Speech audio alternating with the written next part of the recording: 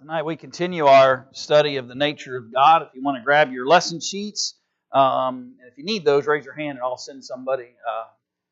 I made a few extra copies. But if you're looking, if you can see the page numbers in the top left corner, they're really tiny. But it's page 8. It's marked as page 8 is where we're going to pick up here in a minute.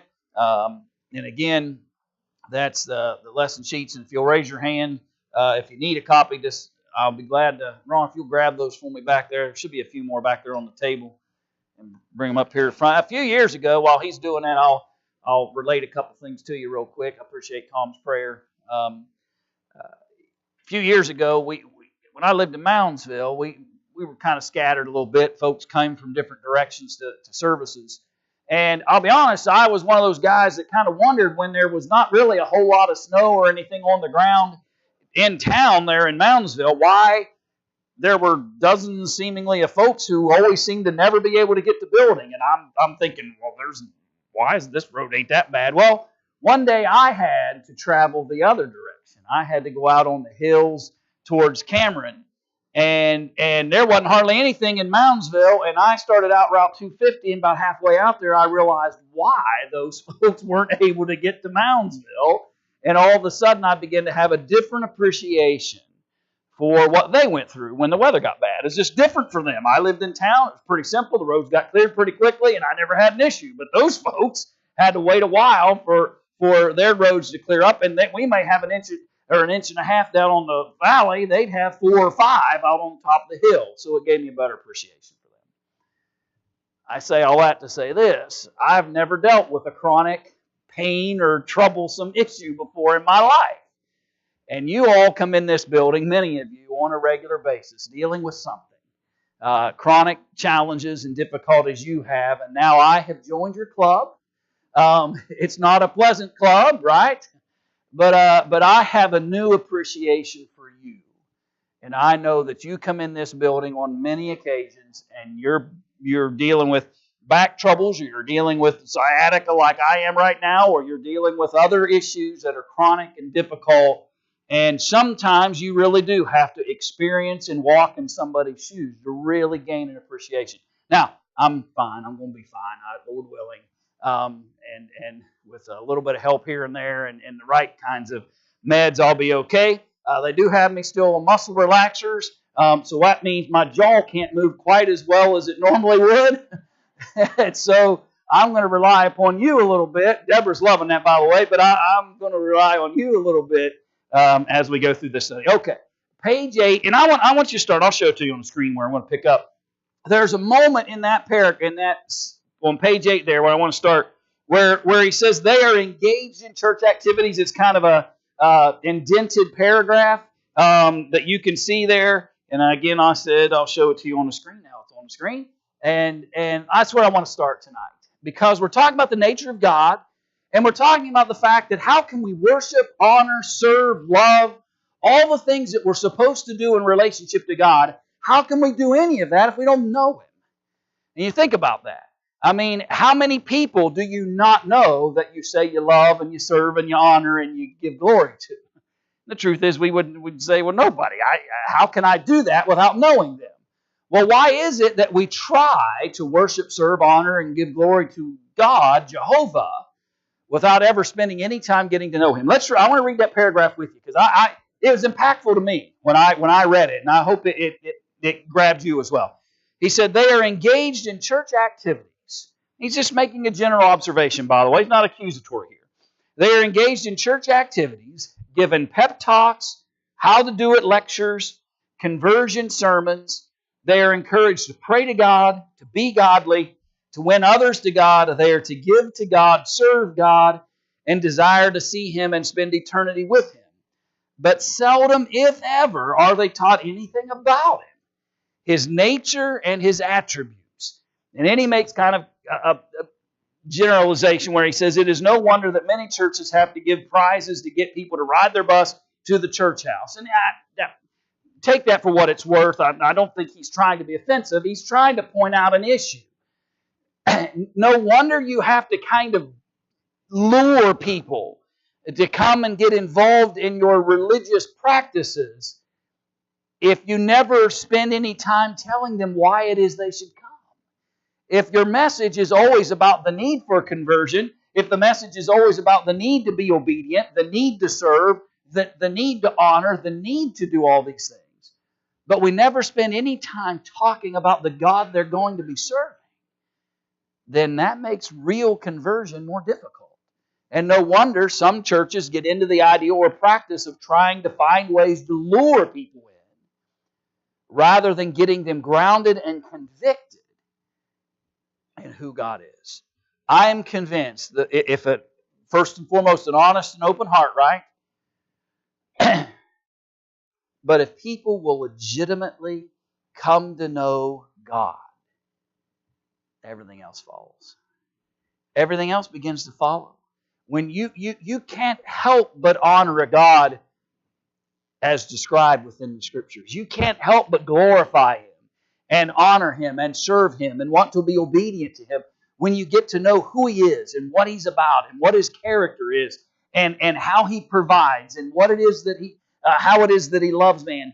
The deeper our understanding of Jehovah gets, the stronger our faith gets. In the earlier paragraph right before that, I believe he talked about the fact there in Hebrews chapter 11 and verse 6 that without faith it's what? It's impossible to please Him. Without faith it's impossible to please God. And so I've got to build my own personal conviction, faith about Jehovah. Anecdotally, let me suggest to you that maybe that's one of the weaknesses we were unwilling to maybe see over the years. Is that we for many years built strong memberships. We built really strong church memberships. But maybe along the path we forgot to ground those members in why they were members of the Lord's body. Why it is they should honor and serve God. And the character and nature of Jehovah. Maybe, and again, I'm just throwing it out there for thought. But maybe we would have held on to more if they had been more grounded in their own personal convictions and faith about who God is, rather than to concepts and thoughts and lectures and how to do it kind of things that are necessary at times, but a real grounding in faith in relationship to Jesus and to the Creator. Go ahead, Jim. Yeah. Right, and that's true, Jim. I'm not denying what you're saying. I don't really, and that's not really what this author was driving at, though.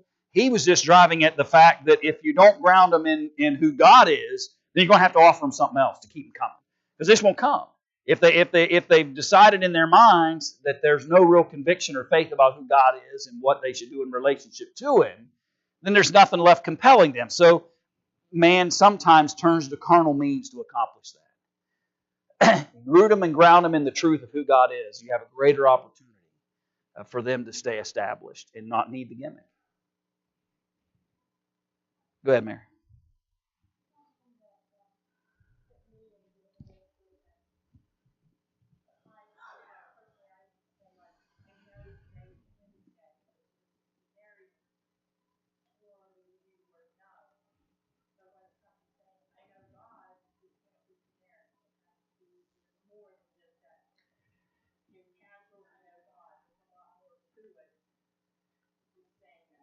Yeah, knowing God isn't a vocabulary test.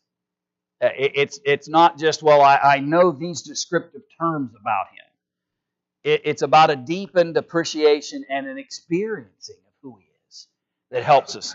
And then add the next paragraph, the way we begin to evidence that we know the nature and character of God is by how we react then to His commands and His will for us. Again, the deeper our appreciation of who God is, the more willing we are to be obedient and follow in the path that He directs us in. The weaker our faith, the less likely we are to be. And that's not a condemnation. I think that's just a reality. That the less conviction we have about Him, the less likely we are, especially when His commands and His desire for obedience challenge us in the way that we're thinking about something, or it challenges us in the way that we're practicing something. Then we need to appreciate the fact that the more we know Him, better we are at handling those moments where my will and His will are in conflict, and a willingness for me to kind of let my will go and honor His. In fact, in 1 John 3, or 1 John 2, verses 3 and 4, he said, someone who claims to know Him but does not keep His commandments, how's he described it? He's a liar and the truth is not in him. Do you know God? Be careful how you answer that question, right? We're not talking, as we just said with Mary's question a minute ago, we're not talking about, do I know Him from a vocabulary standpoint? We're not talking about, can I quote Merriam-Webster's definition? How deeply do I know Him? And how compelling is that for me to worship Him in spirit and truth, and to be obedient to His will, and appreciate that He's the living and true God, as 1 Thessalonians 1 and verse 9 illustrates. Thoughts or comments up to that point? Go ahead, Zane.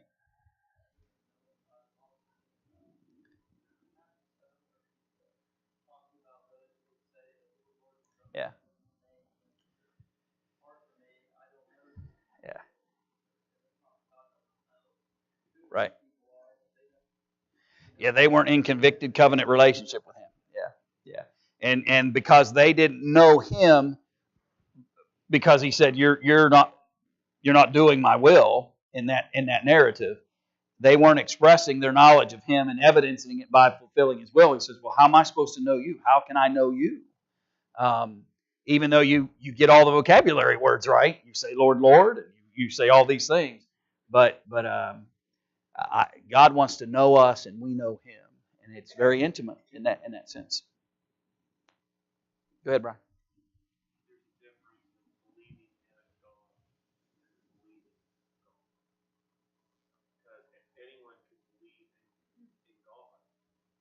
Yeah.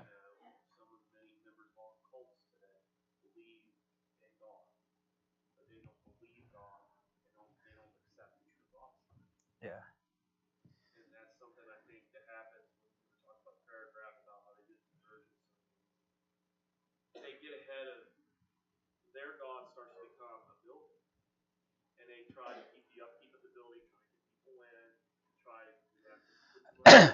Yeah. Yeah.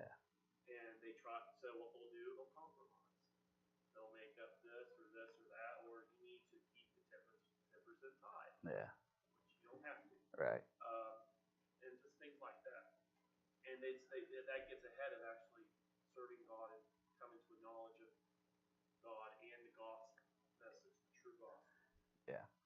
Yeah.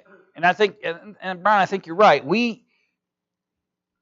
Our gods are vastly different, plural. Our gods that men kind of fashion are vastly different than they were in the days of, say, what we were studying in the Minor Prophets, when they were literally building altars and bowing down and naming their gods, the different Baals. But religious people, particularly in America, let's just kind of talk about our own culture. Uh, we create our own religious gods, and they're structured by plans and things that we think we need to do, and we become overwhelmed by projects and various things of that sort, and we forget what really grounds us, and that appreciation for who God is. Go ahead, Christy. I'll come back to you, Bob.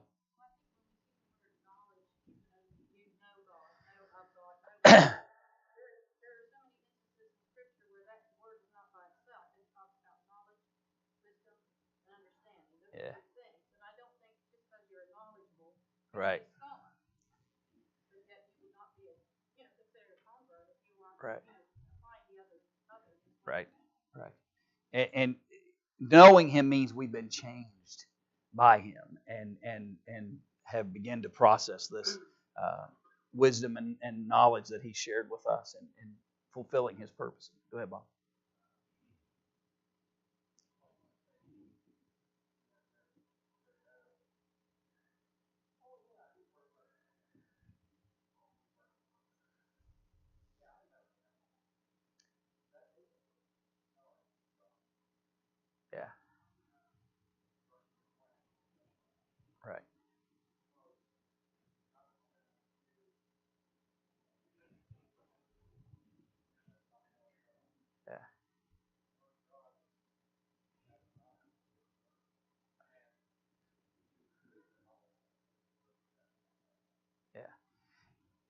And I think, Bob, part of that challenge is that we attempt to maybe know God vicariously. I want to know God because my grandma knew God. I want what she had, but I want it vicariously. I don't want to have to learn about Him myself. I don't want to have to build my own relationship with Him. I don't want to have to build my own faith. I want it to be by osmosis. Yeah, exactly. Yeah, it sure does. And so we've got to move beyond that and encourage people to recognize that it's always personal. Not one single person will be saved based on the efforts of others. You can be encouraged by others, you can be helped by others, you can be aided by others. All that it's true. But at the end of the day, me, God, and His standard. And I've got to be ready for that moment when God judges. How well did Brian know Jehovah? And how did I go about that effort? And how much energy was I willing to put forth to get to know Him? And accept that personal accountability to that. And that's hard. As parent, that's hard, right? Because as parent, what we want is we want to tell our kids, this is what you need to know about God, and this is how you're supposed to respond to that knowledge about God. And we see the urgency of it, and and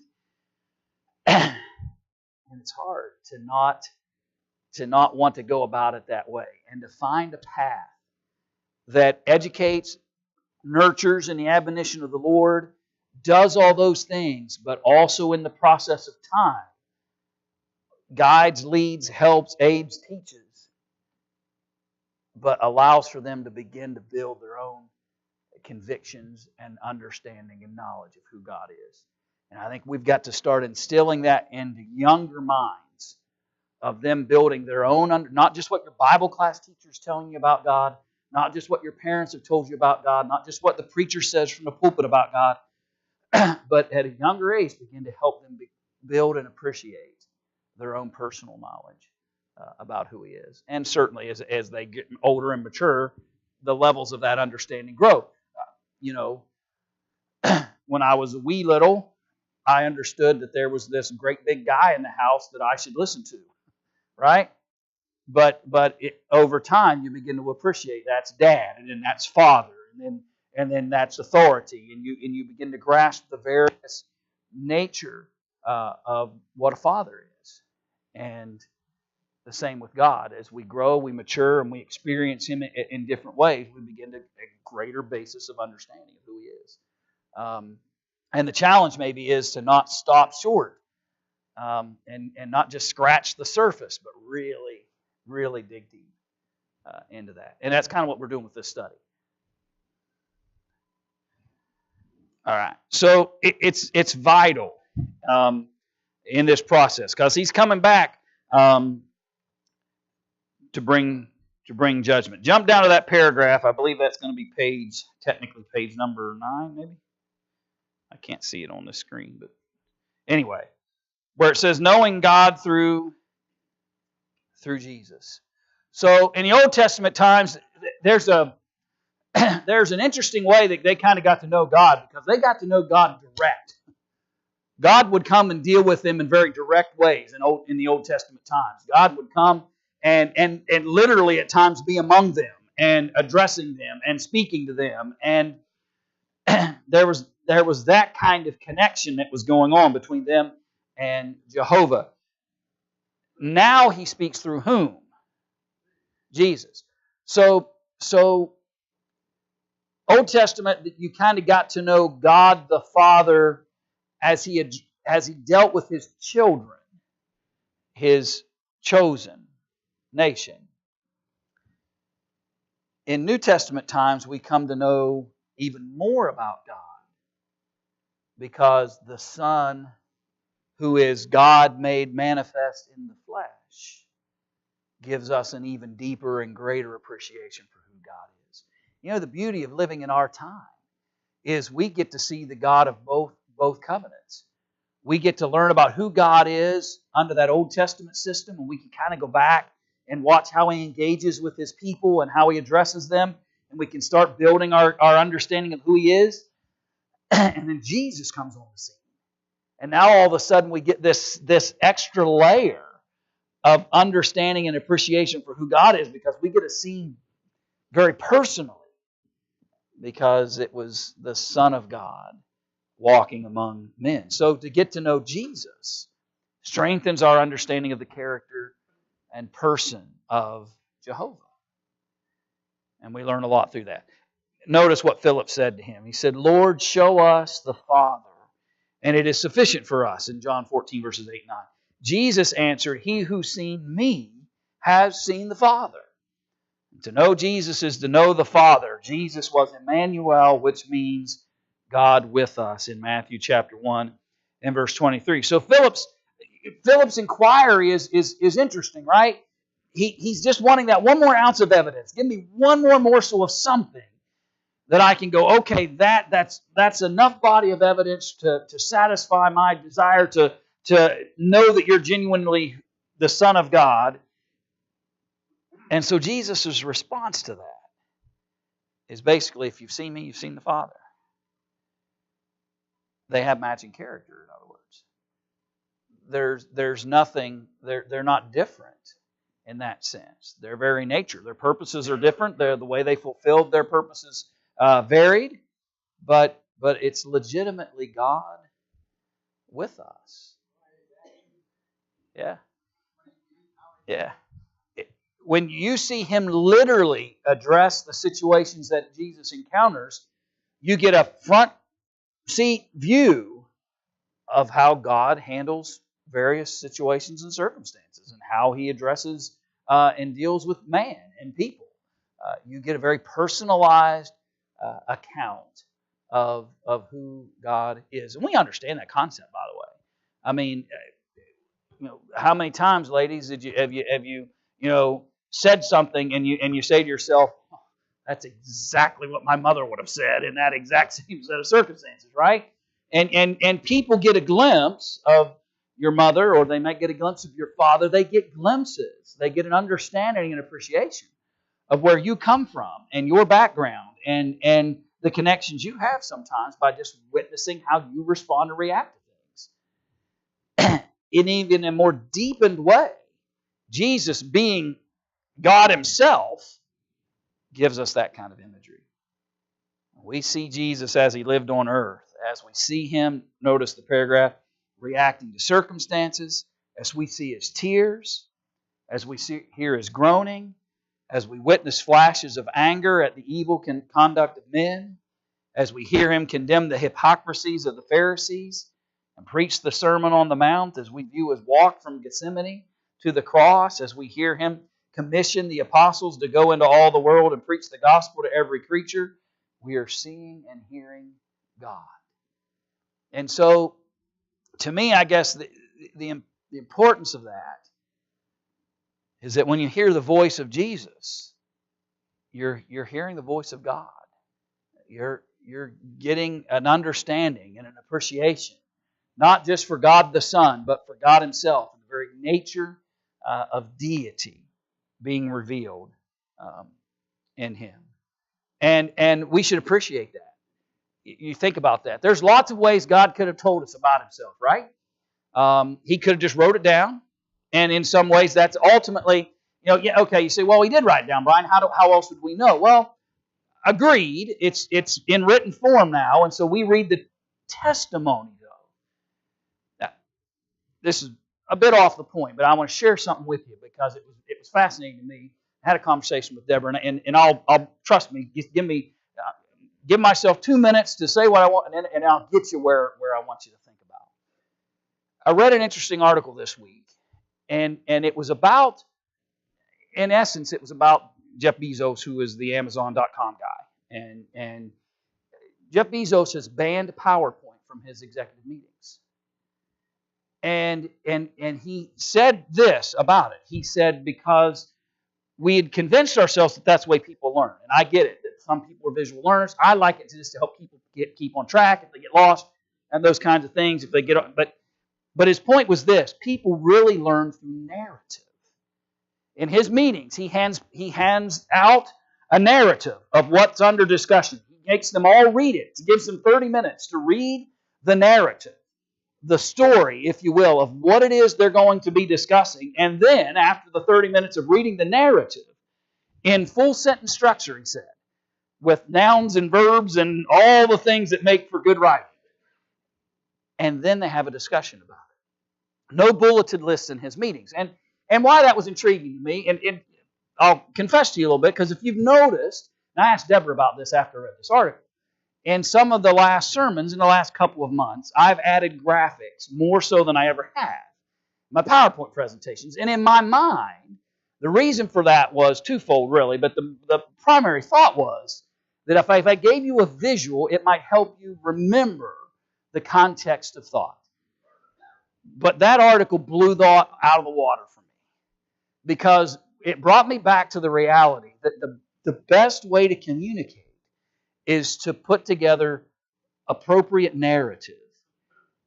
Scriptural narrative, scriptural-based biblical narrative, in order to convey the information. And friends, that's exactly what the Bible does. The Bible is a history book. It's a narrative that tells us about how Jesus walked, talked, lived, acted, performed miracles. The Bible is a narrative. It tells us the historical story of what Jesus, particularly in the New Testament, of what Jesus did, and then His immediate followers did, the Acts of the Apostles, then what His early believers did, the epistles that were written to the early church. It's a narrative that should be read and appreciated from that form and learned and absorbed in that way. Now, I told you I'd bring it back. Here's the point. When you read Scripture, don't think of the Bible as a bulleted PowerPoint list of point by point by point by point thought. It's a huge narrative. In the beginning, God created the heavens and the earth. And then you come to the revelation, the end of the narrative. And if we'll read and study and appreciate the Bible from that perspective, can't forget the authoritative nature of it, can't forget the commands of it, impossible to please God without fulfilling or having faith and being convicted in obedience to Him. All that's true. But we really get to know God when we read His story. And I don't say story like, a fairy tale. When we read His narrative that He shared with us through the witnesses who experienced Jesus and had discussions with Him. It's a completely different way, maybe, to evaluate Scripture.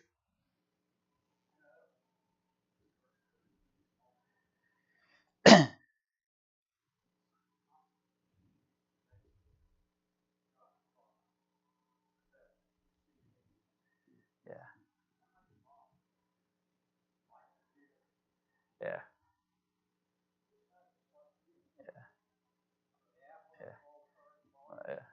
Yeah. Right. Yeah. And let me just flip that just part way over, Bob. What I appreciate about that thought, God didn't have to do that. He didn't have to do it that way. He could have just gave us a bulleted list of what He wanted and demanded of us. But He chose to let us know who He was about and what His nature and character is by telling His Son, you're going to go down there and walk among them. And Jesus' willingness to do that so that we could come to know Him better than we could by any list of thoughts concerning Him. Anyway, it changed my thinking a little bit. And that's hard for an old man. Go ahead, Zane. Yeah.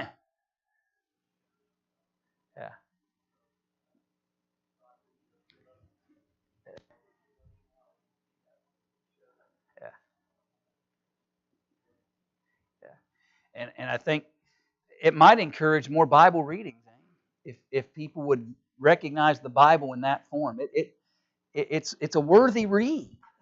It's a beautiful narrative. There's beautiful stories within stories, if you are, historical, accurate storylines of what happened among men as God walked among them.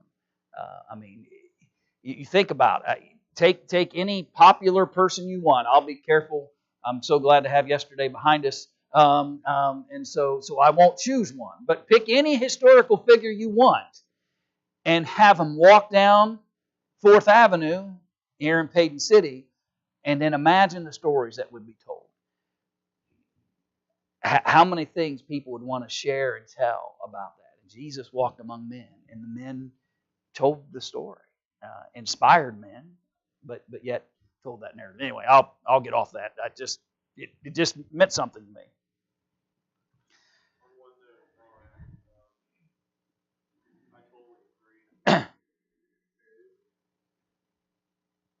One of the problems, especially once you have a knowledge of God and knowledge of Scripture, is man has messed up, added to, taken away, questioned phrases, words, doctrine, and that narrative.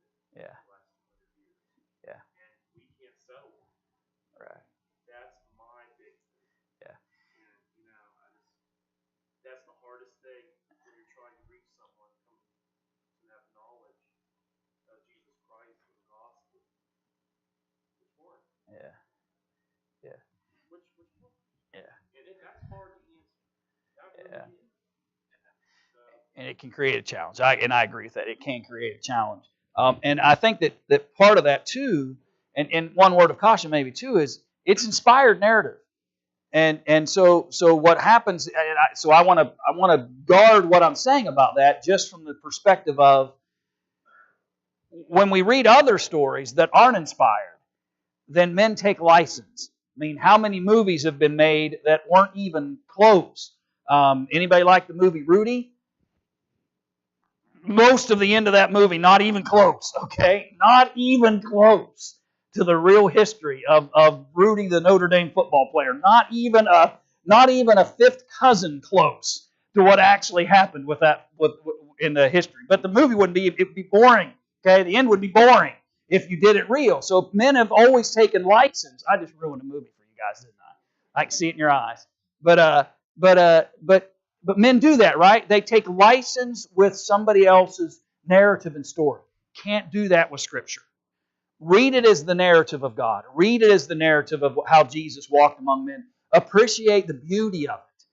But never in that process think of it as any other document that is subject to men's whims and fancies and how we think and desire to change that narrative. And Brian, you're right. I think there is a challenge when there are variations that change the narrative, and that can become troublesome when translations, for lack of a better way to define that, aren't just translations. They actually go about changing the narrative, particularly to point in certain doctrinal ways, and we could evidence that through several translations that do that. Yeah. Go ahead, Jim.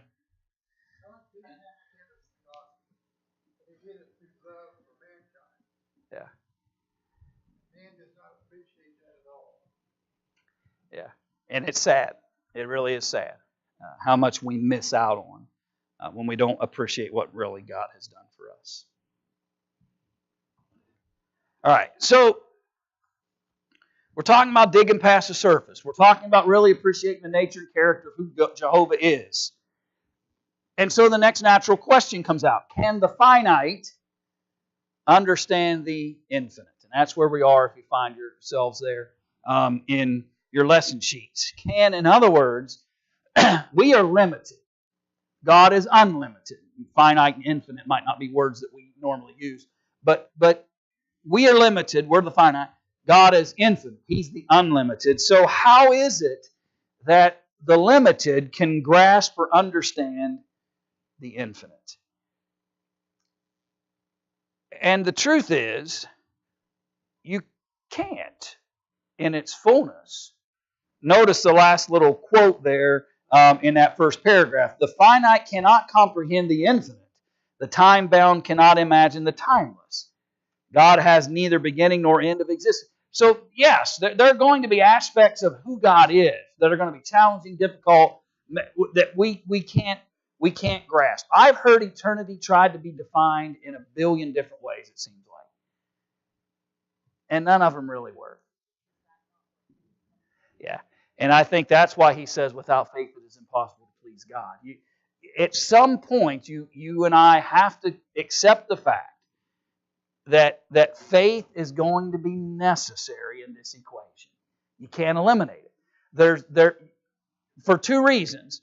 Number one, there'll never be enough evidence for everybody. There'll always be somebody wanting more, even in New Testament times, right?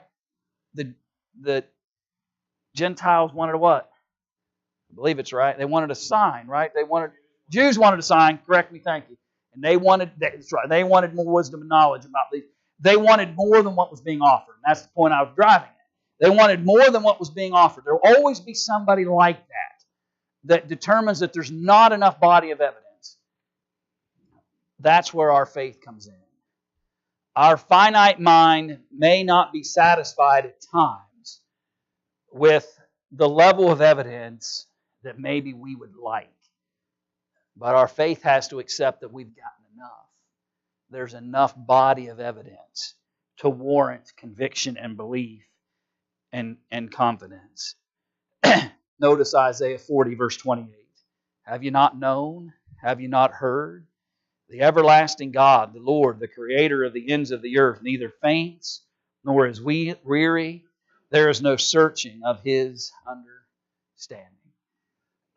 We will never know God on the same level He knows Himself. Does that make sense?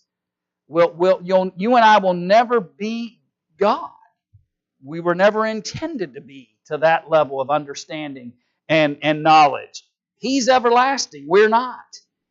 I mean, who wants to raise their hand that you've never fainted or been weary or you've never lacked some understanding? We've all been there. But not God.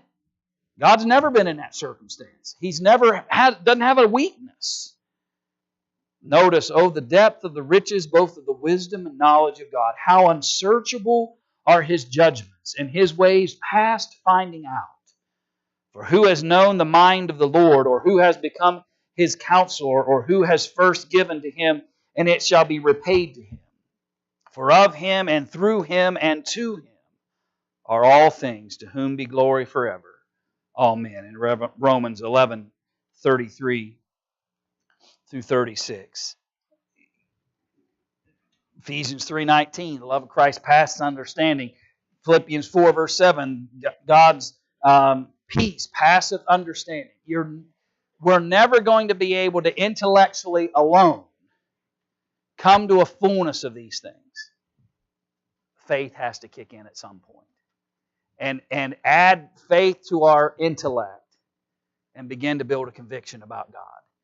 He's infinite, we are not. And my thought for folks who struggle with that is there are a lot of other things in life that we trust in with a whole lot less knowledge and understanding. I mean, from simple things, simple everyday things. You take this appliance, you plug it into these holes over here on the wall, and it turns a motor or runs a machine or makes a hairdryer blow hot air. And if you have never studied how electrical current works and how they're able to transmit it along these great big lines and then shrink it down to smaller lines and how that circuit continues through all these, then it's practically magic, right? We may not, but we believe in it, we trust in it, we rely upon it, and we don't question it. We could illustrate that in dozens and dozens of other ways. You've heard me talk about it when I talk about faith, that I've flown on many occasions. I understand conceptually the idea of thrust and lift and how much is necessary in order to get this, massive piece of metal off the ground. But at the end of the day, when you're hurtling through the sky at 550 miles an hour in a metal tube, you're trusting that smarter people than you knew what they were doing when they built that thing, and there's a smarter guy sitting in a cockpit than you who knows how to fly it. And I don't understand all of it, but I'm trusting it, and I believe in it. I don't try to explain it away. So, well, an airplane doesn't exist because I don't understand it all. Or electricity doesn't exist because I don't understand it all. Well, God doesn't exist because I don't understand it all. That's what men have done for years and years and years. Because they refuse to or acknowledge that. A great example I saw the other day, a guy was in a discussion about these things, and he asked the man who was denying the existence of God. He basically asked him, he said, he put a circle. Maybe I can't do that. I don't know if I can do that on this screen or not. But he put a circle. No, I can't. That's just going to highlight. My bad. I'm in the wrong program. Anyway, try one thing. And never mind. Yeah, I could. It's not worth it. But anyway, he drew a circle. And he asked the fellow, he said, this circle represents all the knowledge that there is. And he asked the man, he said, be honest, how much, if this circle represents every ounce of knowledge that exists, how much of it do you know? He asked, how much of it do you know? And the man said, well, he gave himself a little bit of credit. He said, okay, I'll argue I know about 10% of that. And the fellow said, well, then can I simply ask you that it's possible that the existence of God exists in the other 90% that you don't know?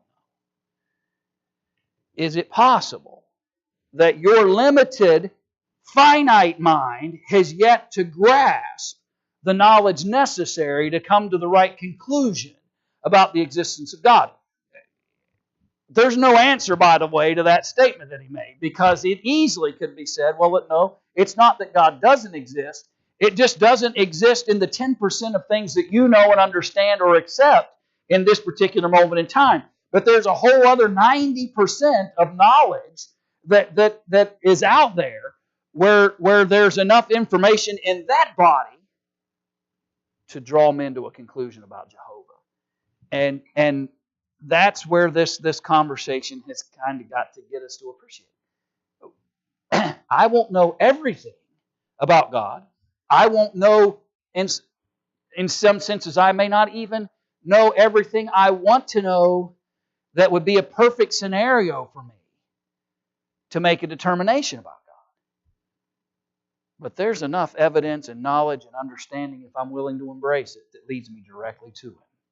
From nature that we already studied in our class so far, within the book that He reveals Himself in, there's enough knowledge to build a complete faith and conviction about God. No, can't understand Him on the same level He exists. No, we won't understand everything. Gotta get out of that. Yeah. And I think, and that's the challenge part. There's secret things that belong to God, right? And with caution, I use that phrase, and I say caution because sometimes I think we just use that as a blanket. There are lots of things about God that we can know. We just don't spend the time learning it. Yeah, and so there are some things that we'll never know until certain eternal aspects are opened up to us. At the same token, we shouldn't just use that as an easy way to circumvent the fact that there are lots of things we do know. What do we actually know about it as He reveals it? And I just kind of gave it away in my statement. Yeah, what He reveals. We know as much as He believed we needed to know. There's enough evidence, knowledge, information to draw the right conclusions about God. There we go again. They wanted something tangible they could see. People want something more. They want something like that. They want something more. Yeah. Either in the Word or physically. They want something more. Yeah. And in Hebrews, I can't look at this right now, but faith is the substance. Yeah. Hebrews 11:1. Faith is the substance of things hoped for, the evidence of things not seen. And that's a hard verse. Yeah. Yeah. Yeah. Because they've been programmed to believe that they have evidence for everything when they actually don't. And was where that conversation really gets challenging, is because they're convinced that they have been given all the information and evidence, and they already do know everything about our origins and where we came from, and that's really not the case. You have a thought, Bob?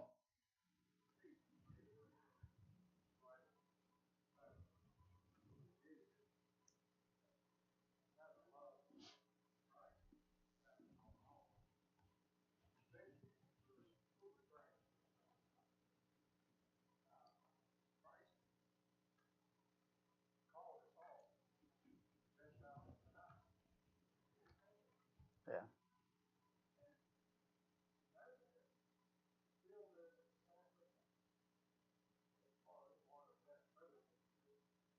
yeah, yeah. Yeah. We and we just need to appreciate it more and more. Yeah. Without God, there's lots of things that we wouldn't understand and know. And that's the argument that the in the next segment of this particular lesson illustrates to us. That we wouldn't know about how we came to exist on earth. I'm sorry. You want to talk about dissatisfied? I'm dissatisfied with all other explanations but the biblical one about how I got here. None of them reach any level of satisfaction. And in terms of their, now, I'm not trying to belittle anybody. I'm talking about me. Uh, there's always been missing pieces that leave me empty. Things that I just can't get my mind to even begin to understand about the explanations that don't seem to fit. But I can appreciate God created us in His image from the dust of the ground, as the Genesis record illustrates, and that He fashioned, designed, and breathed life into us. That gives me hope and confidence that I didn't hit, we aren't here by accident or by pure luck, but that God had purpose and meaning. I'd like to feel that I'm here for purpose and meaning, not a whim of an evolutionary chain. I just asked a simple question. How do you know right and wrong? Where does that knowledge? Yeah. And even outside of biblical moral standard, how did man get a sense of morality without it being part of the image in which we are created? Yeah. Yeah. Yeah. Yeah. All right, Lord willing, we'll come back, look at this a little further. We make sure you have your questions ready. We'll get to those, Lord willing, on Sunday morning, so we answer those questions in these worksheets, and then we'll move to lesson 2. Probably get through all of that and maybe get into lesson 2 on Sunday.